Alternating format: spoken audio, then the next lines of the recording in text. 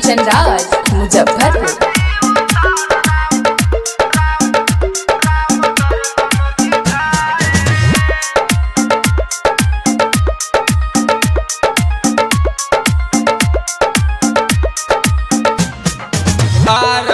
भारत में भाग्य विधाता राम रजयाई बैसन बुझाता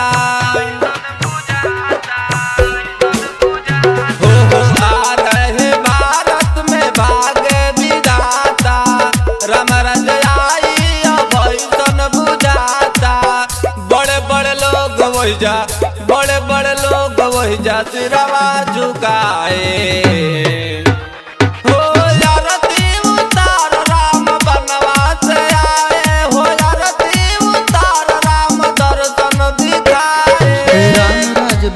त्रिलोका हर्षित भय गए सब शोका बयरु न कर का भूषण कोई राम प्रताप विषमता कोई।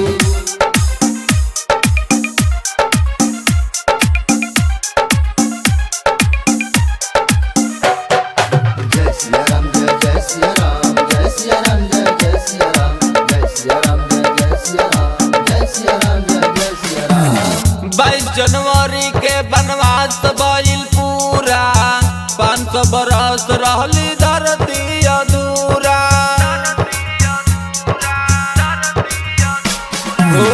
22 जनवरी के वनवास भइल पूरा 500 बरस रहली धरती अधूरा। देश या विदेश से उपहार देखो आए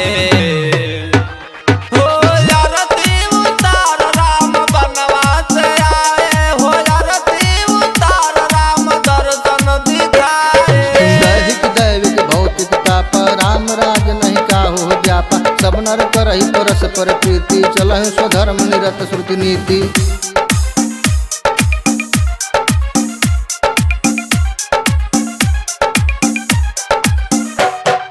जय सिया राम जय सिया राम जय सिया राम जय सिया राम जय सिया राम जय सिया राम जय सिया राम जय सिया राम। 8000 लोग दिहले प्राण के आहुति मालिक बिना लइकन के कुकुर न पूछी। 8000 लोग दिहले प्राण के आहुति मालिक बिना लइकन के कुकुर न पूछी। सोमवार दिन के मुहूर्त बनाए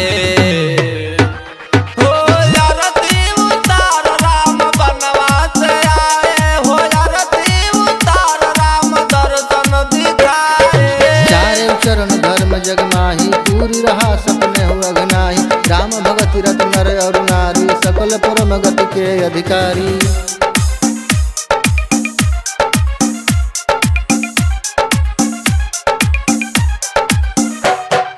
जय सिया राम जय सिया राम जय सिया राम जय सिया राम जय सिया राम जय सिया राम जय सिया राम जय सिया राम। बोलेंगे जयकार सिया राम जी के बोली सबके आंगन में बनेगी रंगोली।